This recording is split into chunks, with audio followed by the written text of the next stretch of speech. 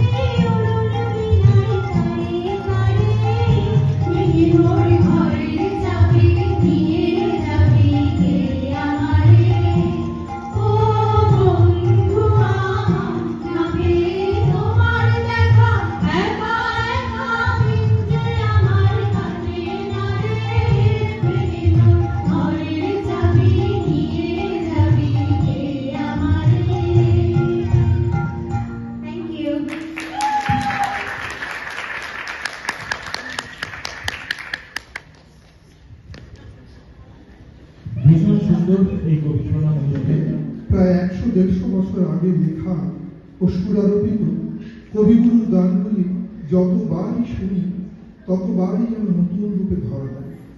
প্রতিটি গানে লুকিয়ে থাকে এক অনির্বচনীয় শক্তি, যা সময়কে অতিক্রম করে পৌঁছে যায় আমাদের মনের গভীরে। তবুও পরিবর্তনিত নিয়ম, যুগের হাত ধরে আজকের এই সময়ও কবির গানগুলো নতুন ভাবনায় আধুনিক সুরে ফিরে আসে আমাদের কাছে, নিয়ে আসে নতুন নতুন ভালো লাগার কিছু মুহূর্ত, কিছু গান। আজকের পরিবেশনা সেই ধারাবাহিকতায় একটি বসন্তের গান, যেখানে পুরনো অনুভবের সঙ্গে মিশে আছে আধুনিকতার ছোঁয়া। চলুন আমরা মিলিত হই এই নতুন সৃষ্টি উপলব্ধি।